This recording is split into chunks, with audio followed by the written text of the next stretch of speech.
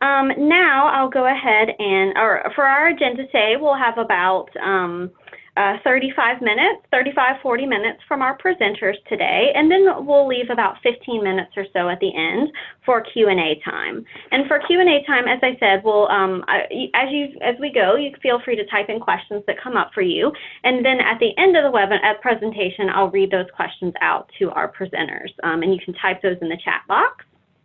And if you are on the phone and not on the Zoom interface, you can also email your questions to me, and I will monitor my email so I can read out any questions from people on the phone.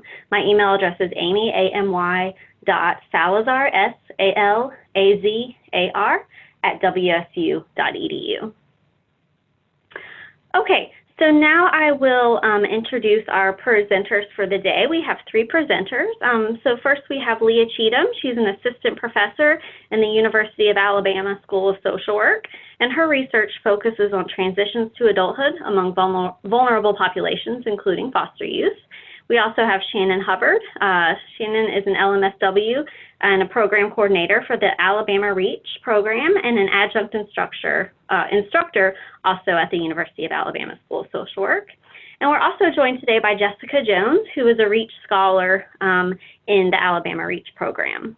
So I am going to hand over the presentation to you all.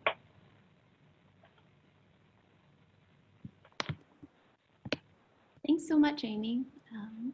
Let me see if I can get our screen up and shared. Give me one moment.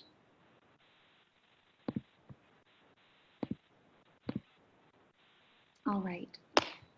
So, as Amy so kindly introduced us, I guess we already have that out of the way, but today we're really looking forward to talking to you guys about an ongoing program evaluation of the Alabama REACH program here at the University of Alabama. And we've entitled it Building Capacity Through a Participatory Program Evaluation. And we'll tell you a little bit more about why that title applies, given that we're still engaged in this work and we're hoping to continue this work into the future. I'm Leah Cheatham. I'm an assistant professor. I have Shannon Hubbard here with me and also Jessica Jones. We're hopeful if anyone's interested in posing questions to myself, Shannon, or especially Jessica after the session, please feel free to do that. She was kind enough to join us at the last minute, so we're very happy to have her with us. All right, I'm going to turn things over first to Shannon Hubbard to provide just an overview of the Alabama REACH program and the types of services it provides to our students. And then I'll follow along after her with some more information about our ongoing program evaluation. So Alabama REACH, our program mission is to academically, emotionally, and financially empower former and current individuals in foster care, kinship guardianship care, homeless situations, and legal orphans within the University of Alabama community in order to graduate personally and professionally successful individuals. Oops, sorry about that. Here we go. Why isn't it working? I'm sorry. We're having a technical difficulty in that it's not allowing us to advance our slides easily, but oh, here we go. We got it. So our participants in our program at the university qualify with 4 different main characteristics. So they are current or former foster youth, and you can see that they are about 50% of our participants. The other is homelessness and kinship guardianship care, which is about 21% or 25% if you combine the 2 together. What we do find is that we have a lot of students who overlap in their qualifiers, so they fit in more than one of our categories. 10% of our students qualify via homelessness situations, and 13% for orphan status, 2% for adoption or orphan status. Some of the core components of the program and services that we provide, we really do a lot of academic, financial, and emotional support to our students at the university. We provide assistance with scholarships and financial aid. So we help them fill out their Pell Grants, their loan applications, REACH scholarships. Alabama has the Fostering Hope program, which is a tuition reimbursement program for youth in foster care who graduated while still being in the Department of Human Resources custody. And then, of course, our ETV, which is our Chafee funds, our federal dollars that pull down. So we help them in making sure that they have access to all the financial resources that we can provide them. We do individualized academic and emotional support. And so we really kind of tailor that to what each individual student needs. So if they need assistance with tutoring, we connect them to resources on campus, or if they need counseling services, we do some of that in-house, and then we also refer those out to our counseling center and our Women and Gender Resource Center on campus. Probably the most successful component of our program is our bi-monthly peer support group meetings. They are widely attended by the majority of our students that are in the program, and we have a family-style sit-down dinner. And the students it's really a community building aspect of the program. It's where they can come in and sit down and really feel like everyone in that room is going through something very similar to the reasons that they're in the program. We have just started revamping our mentor program. We refer to our mentors as our Reach Champions. And we are currently working with a grant to revamp that entire system. And so we piloted a new program for my students. Asked for if they could have a Tinder app style matching process. And while we were not able to do that for them, we were able to do speed mentoring. So just took a little twist off of speed dating and had the students sit across the table from the mentors in a timed setting and having them move every 3 to 5 minutes. And we had a huge turnout for that. So that was why successful. And we're excited to see how that's going to continue to grow for us in the future. Using mostly faculty and staff as our Reach Champions. We provide housing to our students, so helping them find the cheapest place that's also safe for them to live while either on or off campus. One of the things that our students probably enjoy the most about being in Reach is that they have unlimited access to our Reach Pantry. It's centrally located on campus, and our students have swipe access to that. So they don't have to speak to anyone, or no one knows what they're doing when they're in the pantry. They just simply swipe in, enter the room, and take whatever they need from the pantry. And those items kind of range from personal hygiene to food and snacks to cleaning supplies and just things that you would need to start up any apartment or dorm room. And the students do have unlimited access to be able to utilize that pantry. And our thought behind that is that, if they can get $20 to $30 worth of supplies out of the pantry each week, that then maybe they don't have to pick up that extra shift at work, and they can use that additional time towards their academics. We do, of course, offer free tutoring services. We participate in service projects and cultural events throughout the semester. And the biggest piece is a point person on campus to sort of help them navigate the system as a whole, because as most of these students are first generation, their experience with the system is very limited, and so they have a tendency to not want to seek services out for themselves. So having someone who can locate the services and direct them to the exact place they need to go is very helpful for the students.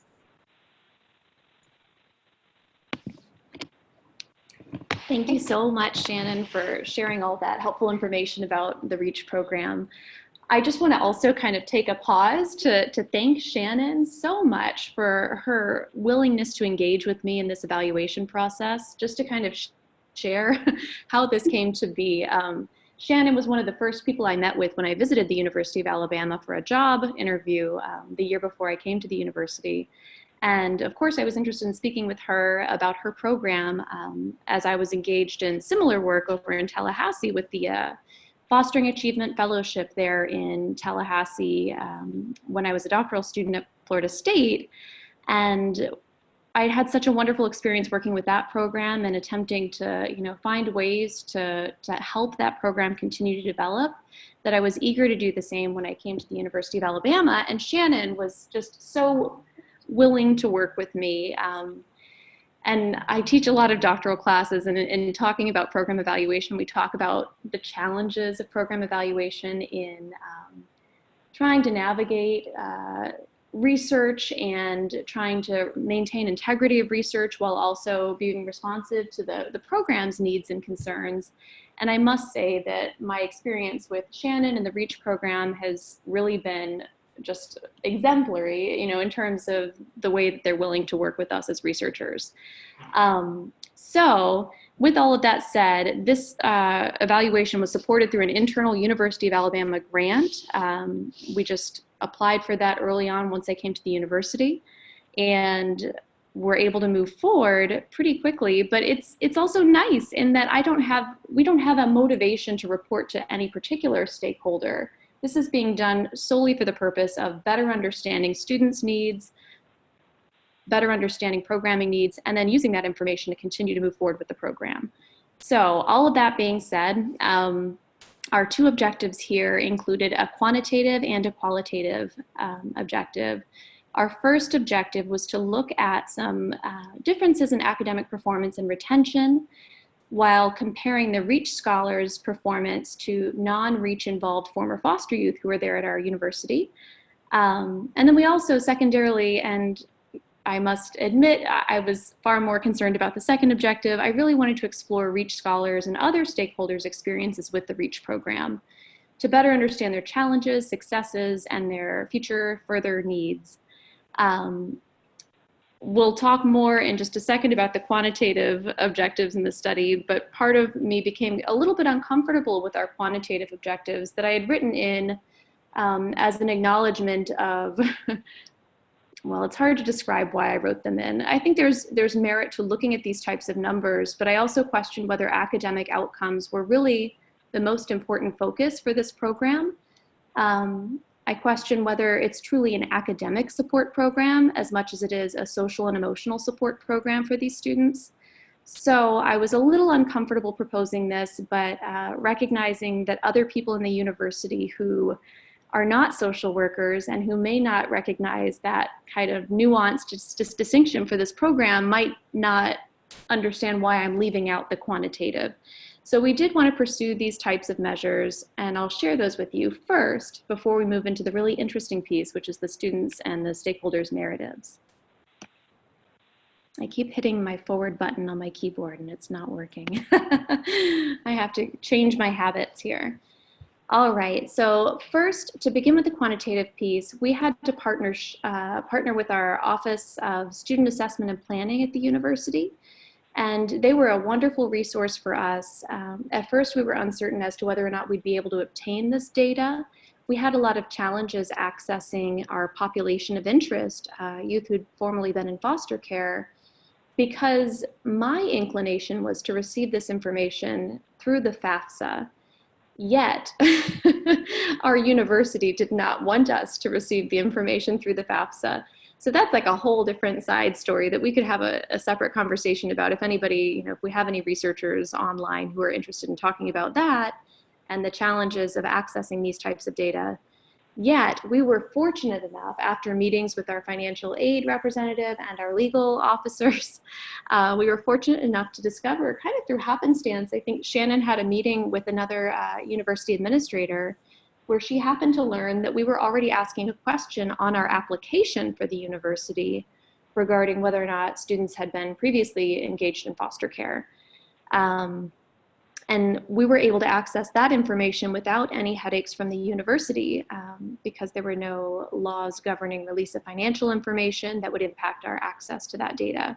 So with that information, we were able to track the students who had indicated yes to that question on the application and use the students who did not enroll in the REACH program as a comparison group.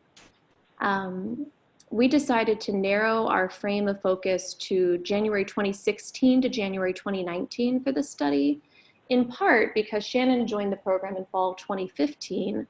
And given what we already know about this program and likely a lot of other campus-based support programs for former foster youth, we know that the program coordinator themselves, they're a huge component of this, this particular program. And a lot of students' impressions about the program could be dependent upon who the program coordinator is.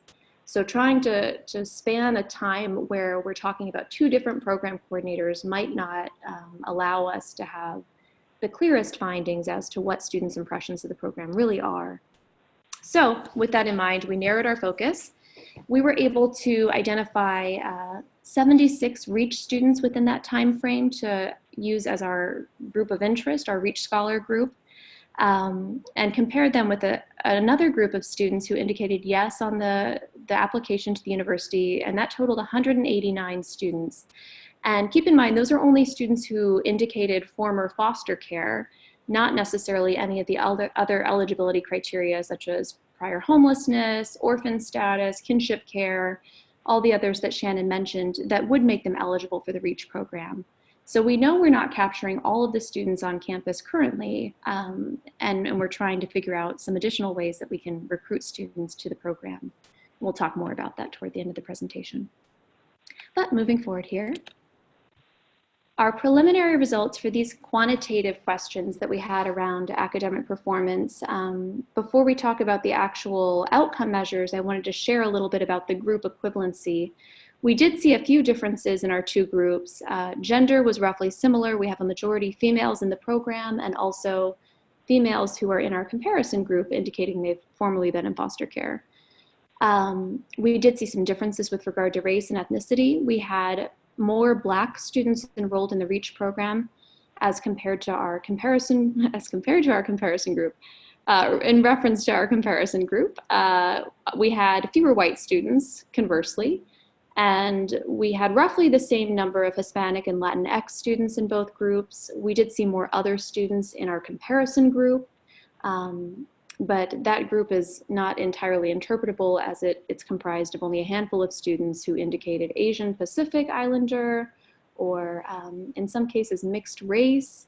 I think there wasn't a lot of consistency about the data collection at the university level in terms of how these things are being shared, so we had to create this other category.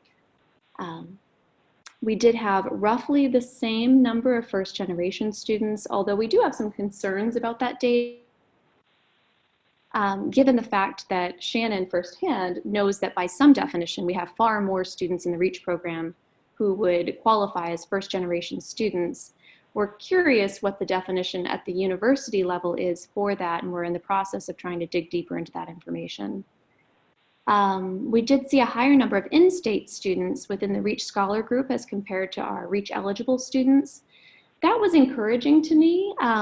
In a way, I think that kind of commands some kudos for Shannon and the REACH program, in that we know that the students in our state are learning about the program, and we're doing a good job of getting information out to people in this field, whether it's DHR workers, whether it's independent living workers, school counselors, whoever it is. We're getting a good number of students within in-state who are knowing about this program and who are enrolling quickly, which is great. We just need to figure out how to expand that beyond our borders. All right, so looking at the outcomes here. With regard to GPA, we don't see any significant differences here, or really any differences. We're talking about 0.01 in GPA difference. We did see a little bit of a difference with regard to retention and or graduation, yet this didn't reach statistical significance. Nevertheless, I was encouraged by this data. I think some context that's important to consider when looking at these data would be the fact that currently our students who are coming to the REACH program are not necessarily coming in after freshman orientation. They're not learning about this program, in all of their welcome materials and saying, hey, I'm going to go straight there and enroll in this program. Most often, it seems, based on conversations with Shannon and other stakeholders, and even the students themselves, will say that they learned of this program when they came to a point of crisis, when they were struggling academically, where they were having some social needs, and somebody on campus or somewhere in the community said, hey, there's this program, REACH, you should check into it. And then they do, and they join and often stay, which is wonderful, and that's what the program's there for.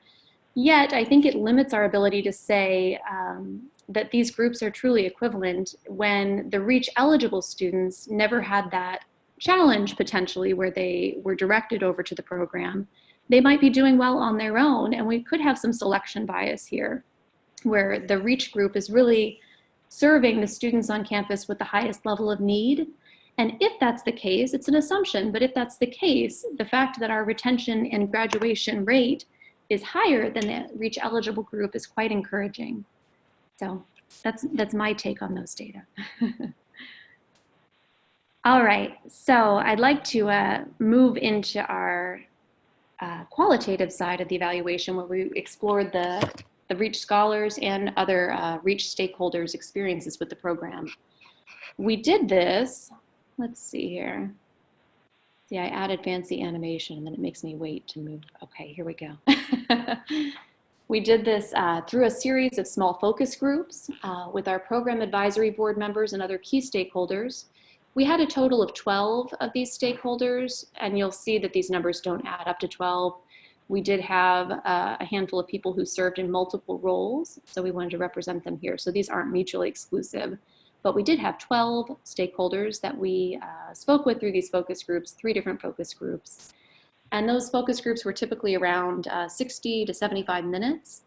And we use these focus groups as a launching point for the qualitative evaluation to really begin to understand what some of the concerns in the program are, speaking about, if we're going to engage in this evaluation, what questions should we be asking students, getting some more guidance from people who knew the program well to figure out what's important to look at within this student-focused qualitative study. And after analyzing those data through our team, which included another assistant professor at the School of Social Work, as well as 3 of our doctoral students, we each took a transcript and coded it, and then somebody else would independently code that, and we'd cross-reference one another's codes, have discussions about the themes emerging from the data, and then move forward with, coming forward with a plan to interview our reach scholars. And those reach scholars were quite helpful to us. We engaged in 16 individual semi-structured interviews, and 13 of those interviews were conducted in person, 3 by phone. In person was the preference, yet we did have some scholars who had graduated and who were off campus, and we were happy to interview them as well. We offered a $25 Visa gift card as an incentive for participation. Of course, students didn't have to stay for the full time. We were clear to let them know just by showing up, you get this incentive. This is an appreciation for your time. And we were very happy that so many of the students were willing to stay and speak with us. I would say that the shortest interview we had was around 15 minutes. The longest interview about 90 minutes, and the average was probably around 30 minutes. Again, we analyzed these transcripts through 2 phases of thematic coding. Our first phase was more casual, using word processing and making comments and sharing those comments and discussing them to develop some themes, which we then more systematically applied using in vivo software. And we yielded a number of really interesting themes through this. And these are kind of, I think about these broad themes as the buckets in which all of the sub-themes are contained. We had a lot of conversation around different program components. We had a conversation, of course, about program participants' needs and challenges, and also about the program outcome and vision. So I have a number of quotes that I couldn't bear to leave out of this presentation, but in the interest of time, I won't read through each of these quotes. I'll highlight a few of them, but so that I'm not, keeping people beyond their time. I'll try to move more quickly. Our first major theme within the idea of program components was the program coordinator. Over and over, people would talk about Shannon, their program coordinator, and it was by far the most salient theme when it came to program components, which really affirmed what we already knew, was that this type of campus-based support program is program coordinator dependent. Many people discussed Shannon as a mother figure in many ways and someone they could trust. They talked about the fact that she really served as an advocate for them at the university level, and given some concerns that the students and the stakeholders had, that was really an important key theme. Some students questioned their standing at the university and their support from others. So to know that they had someone who was their advocate within this larger, sometimes overwhelming bureaucratic structure, I think meant a lot to them. When discussing the strengths of the REACH program, one scholar shared the following quote: "Something that really helps us and holds us together is the fact that Shannon, she steps in as a mom. She's the backbone of the situation," which, I mean, I think perfectly captures the sentiment among so many of the REACH scholars we had the privilege of speaking with. Many others talked about a trust component to the program, that the coordinator has to be someone that the kids trust, because they've been, this is a stakeholder who quoted saying this, because they've not had a lot of trust in their lives, many of them. And that theme within our focus groups came up over and over in terms of the way that the program was conducted, the way that the program's managed, the standing of the program within the university. I'll speak a bit more to that as we get into some of the recommendations, but to know that they had somebody who they could trust was quite important to them. With regard to the pantry, this could, I feel like we could have some type of, saga about the pantry. It deserves its own webinar. But we've had a lot of changes with the pantry just during the time of the program evaluation over the past 2 years. Just to kind of share the situation a little bit as context, when I started working with Shannon in 2017, the pantry was located adjacent to her office. So you could walk down a hallway from Shannon's office in a particular building at the university and access all of the pantry goods, which was helpful in that Shannon was able to use the opportunity when she saw students to say, "Hey, do you need anything from the pantry? Let me help you get over there and check stuff out." I heard from many students with regard to the pantry that they're not used to asking for things. It was uncomfortable for them to take things from the pantry, not feeling as if they needed it as much as other people. So having Shannon co-located with the pantry was ideal at that point in time, given that she could really facilitate access for the students. And moreover, it would sometimes incentivize check-in with Shannon. When people need things through the pantry, she would be able to check in with them and have that opportunity for one-on-one time to see how things were going, which was also quite helpful. Yet at some point, the pantry was relocated over to our main student center in the center of campus. And there have been a number of challenges since it's been located there. Initially, there were a lot of concerns about visibility of the pantry. Many people felt they had to be seen by their peers. I believe there was an office for Greek engagement or something very near to where the pantry was initially located.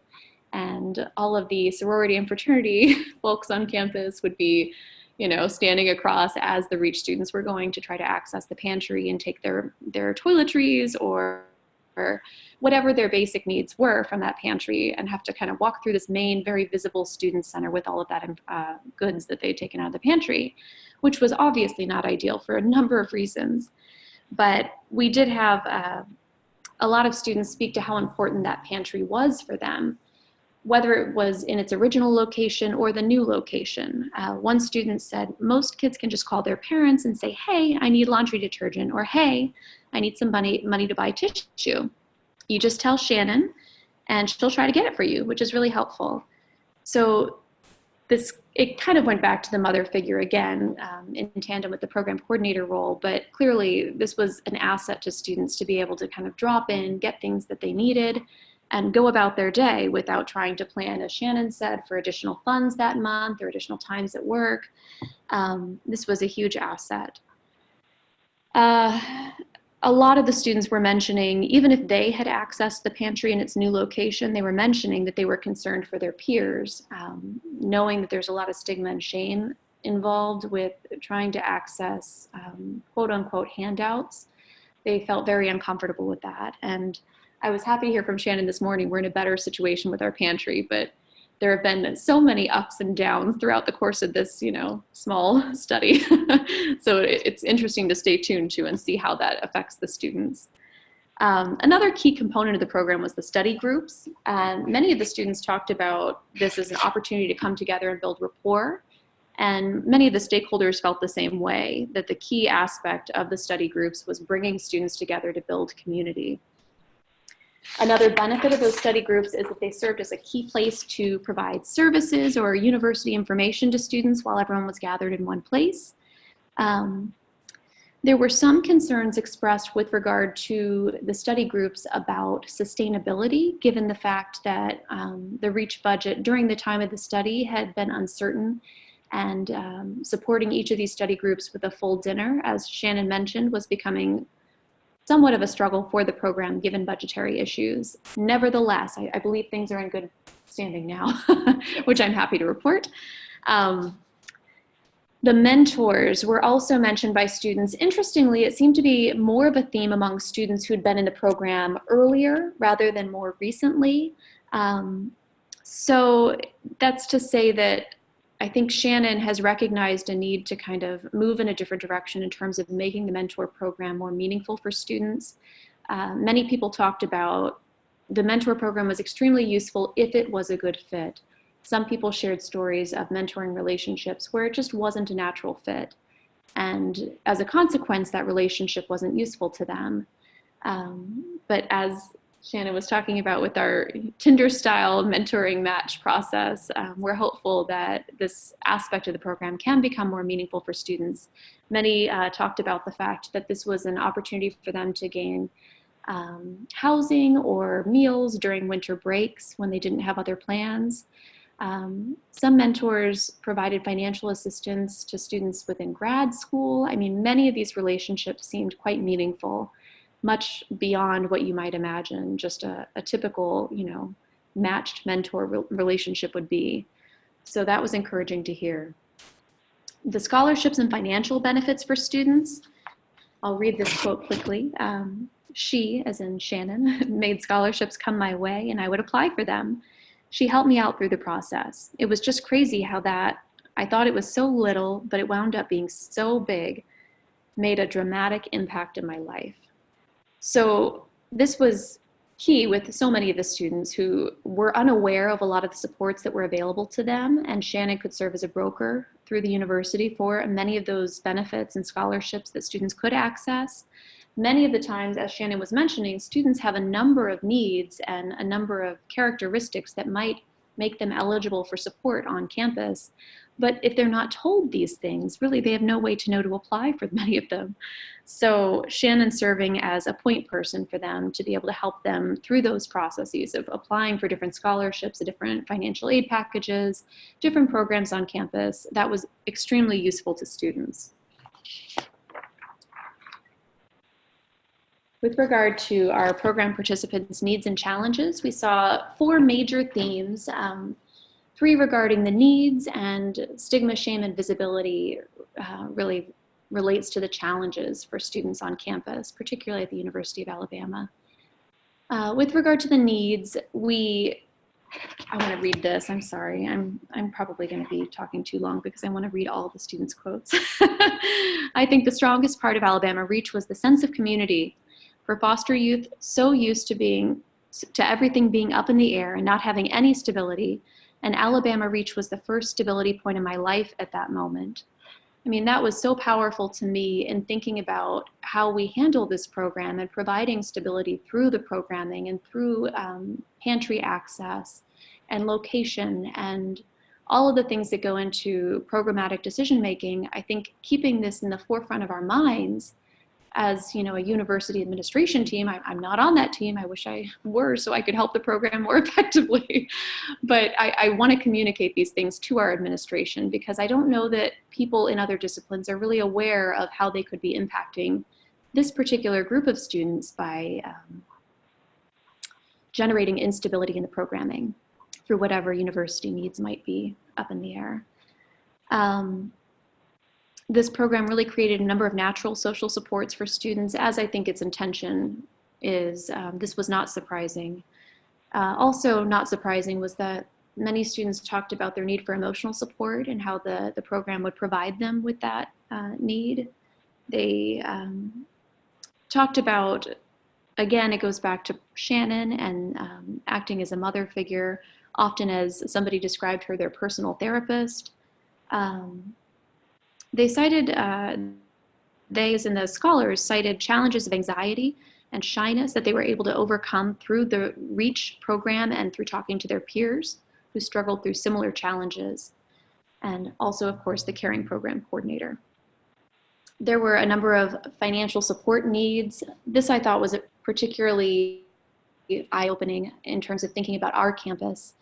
One student said they actually worked their entire time at Alabama. I tried to stay above 30 hours a week just to make sure that I had enough to actually survive. Money was a big factor on why I wasn't fitting in, and I didn't have the time to go out and do the social activities that other college kids are doing at that time because I had to work.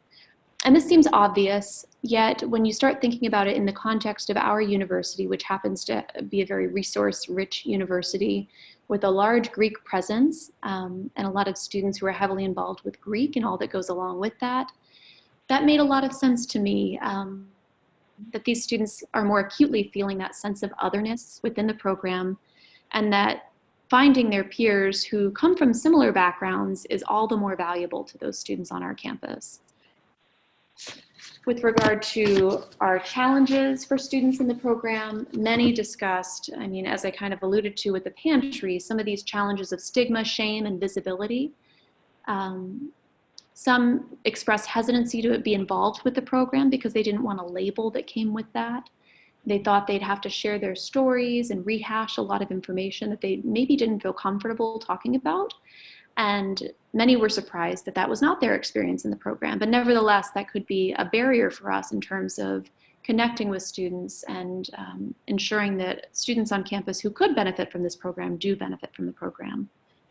And that kind of parlays into marketing issues and thinking about how to describe this program to students and finding a sensitive way to make this very available to students without further stigmatizing students.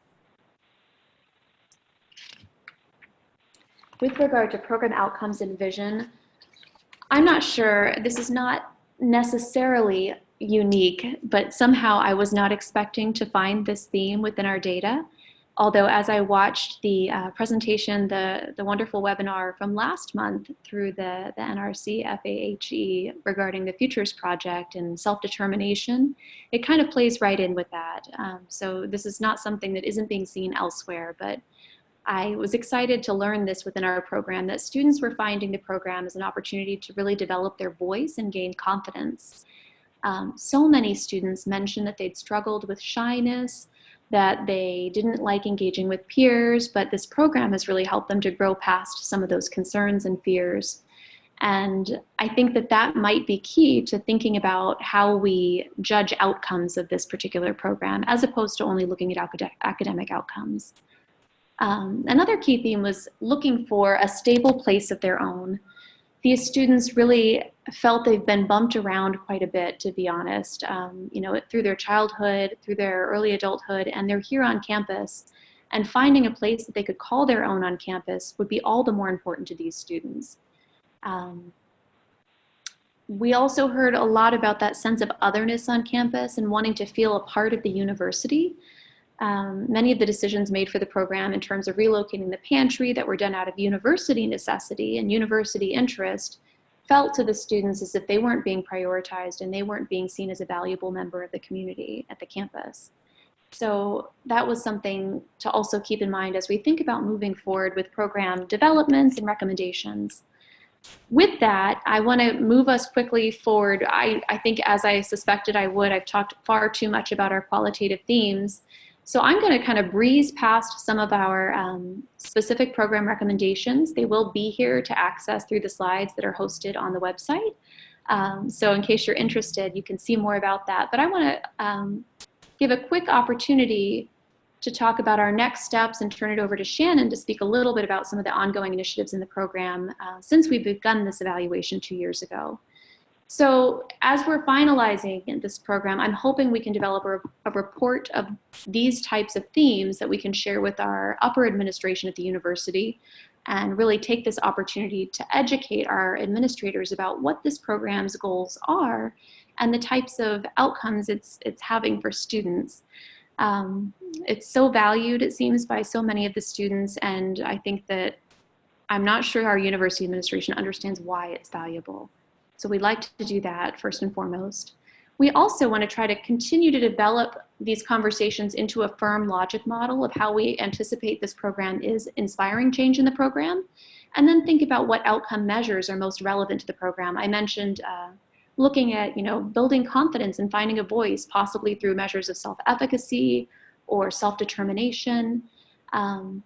We're going to have those conversations. Our first is beginning tonight. We have a meeting with the REACH scholars to have these conversations and think more about what we'd like to see more of in the program going forward, and to kind of formalize all of that.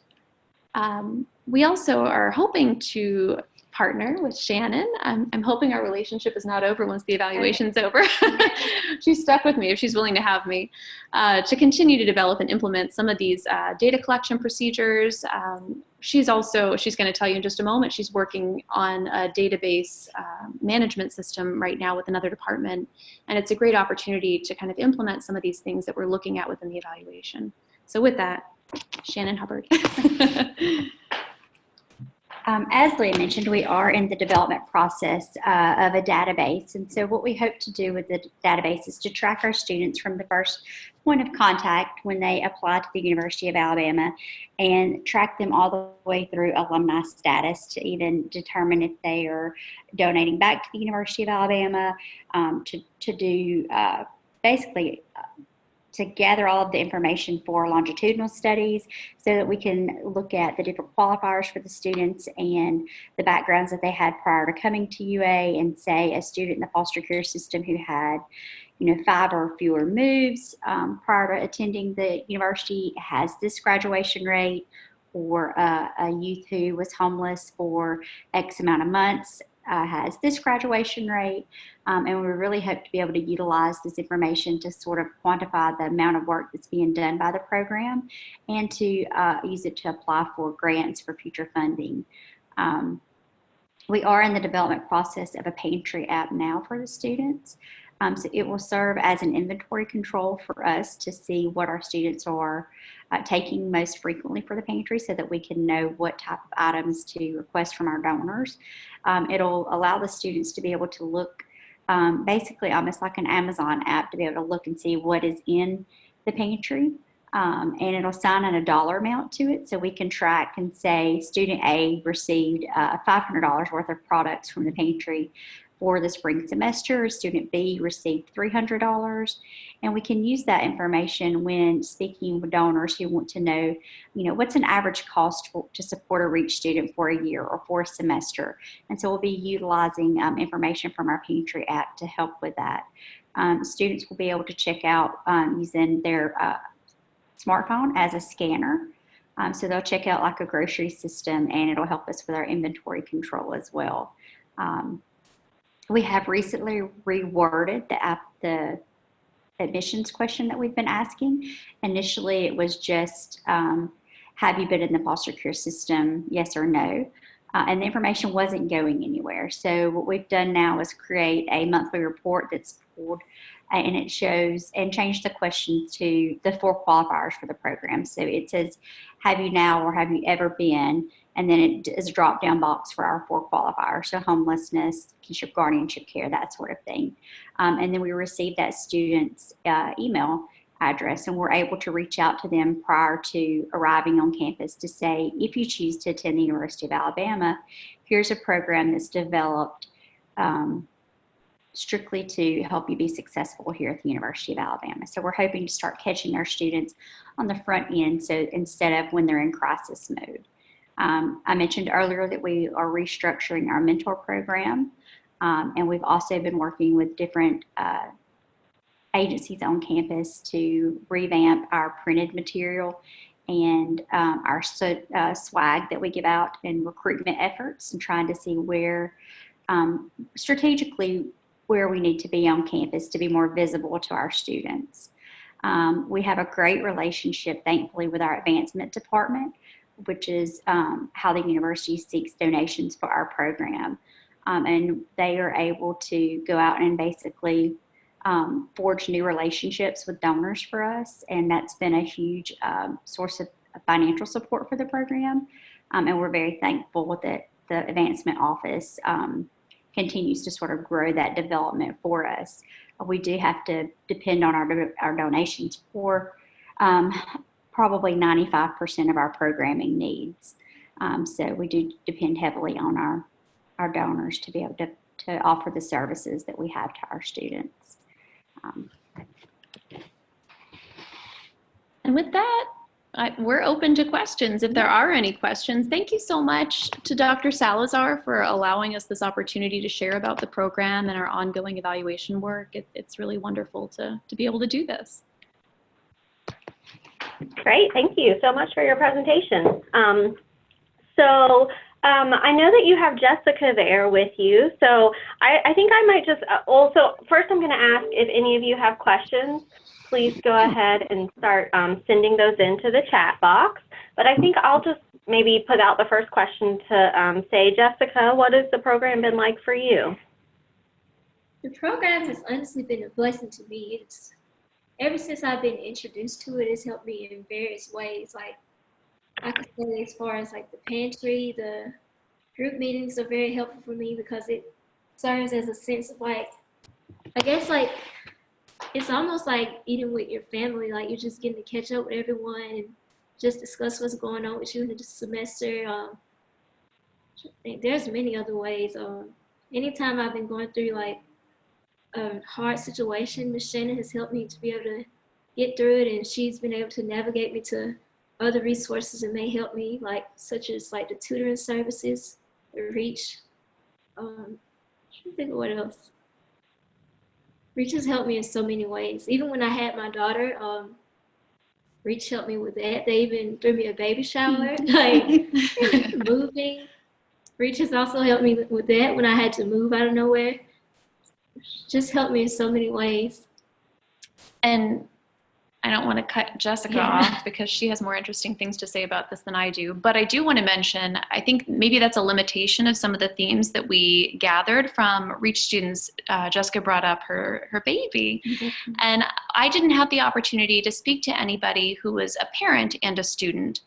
And for obvious reasons, students are obviously busy and maybe we're less able to participate in the study, but I think that's something worth exploring over time because in many different roles on the university campus, I've heard of challenges for student parents, and I know for student parents in REACH, it's probably the same type of challenge in terms of balancing all that comes with being at the university and often being a caregiver and supporter of your child as well. So I'd like to dive more into that in the future if possible. Great, thank you. Okay, so our next question is, were there some students in REACH who did not participate as much in the program as other students, and what are some things you think, some of the things you do to try to get these students more engaged? Can I answer this from a researcher side and then pass it over to Shannon and Jessica for the practical side? Because however you want to handle it. Thanks. Because this highlights another limitation of our study. With regard to the quantitative data anyhow, we included all students who'd been in REACH at least one semester during that 3-year time window. And we recognize that's a challenge in terms of trying to say that the program had an effect, because if we're assuming that the program is like an intervention of some sort, there could be a dose response, and one semester might not be a high enough dose to have an academic performance outcome difference. Yet because of the nature that students coming into the REACH program, often, junior year after some type of challenge on campus, it wouldn't necessarily make sense for us to restrict our analysis to only students who were there from their freshman year and onward during that 3-year period. A, we would have very few people that met those criteria, and B, it wouldn't necessarily be a realistic measure of who's in the REACH program, given that we have students coming in at a number of different times and staying for different durations.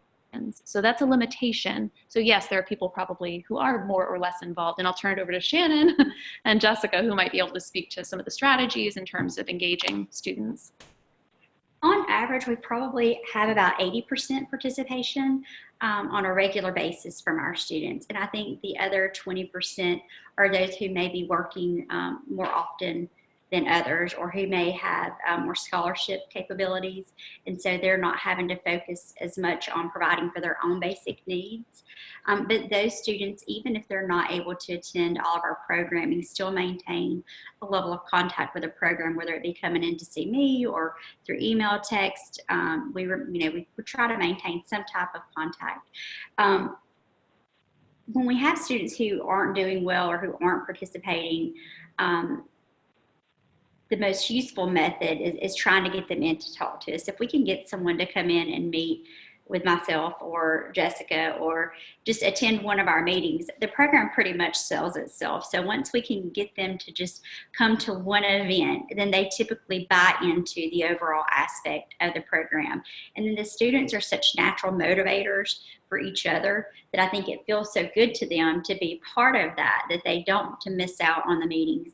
And then it's also a sort of accountability, in that if you miss a meeting, the next time you show up, your peers are asking, hey, we missed you last week. Where have you been? So I think, and you want to speak to a little bit of that? I know Jessica kind of sees that. So yeah.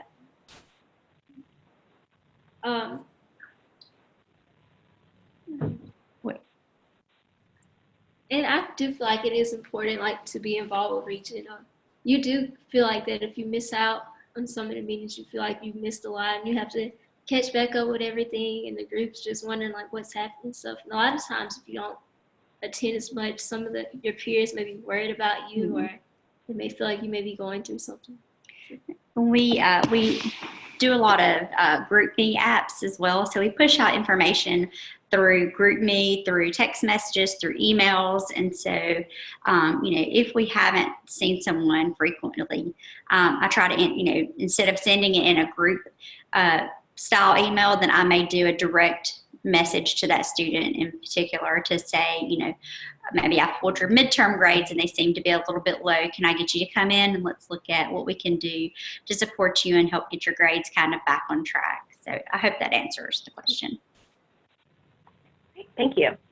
I think we only have time for one more question. Then the last question we'll ask today is, in terms of tutoring, was this provided by tutors who work for REACH, or does REACH just refer to students to the tutoring center, and are there any sort of checks on the quality of tutoring that students get? So we do refer to the Center for Academic Success, which is the university's tutoring service that we offer. We are co-located on the same floor in Russell Hall, and so we are able to sort of hand off the students to the tutors or walk them down to meet them, which kind of bridges that gap for when they have a hesitancy to not want to seek out a resource on their own. If we can sort of just handhold them down the hall basically and pass them off. And they are accredited and they are trained through, and I don't know there's a national accreditation that they've just finished for the tutorial program at the University of Alabama. So there is a pretty high level of training and evaluation, and they even have professional staff who are available in the afternoon hours, actually to 9 p.m. at night, so that it's not just student workers who are there tutoring, that they do have professional staff who are there to monitor the tutors to make sure that they're, doing their jobs and that they're, in their rooms and in the setting for the time periods that they're supposed to be in there. Okay, great, thank you. Well, I just want to thank all of our presenters today for a wonderful presentation, and thank you everyone for attending. As I said at the beginning, we'll make this webinar recording and the PowerPoint available soon on the NRC FAHE website. And just one more reminder about signing up for our next webinar, our November webinar, which will be on foster care and higher ed supports in California. Thank you so much, everyone. Thank you. Thank you. Thank you.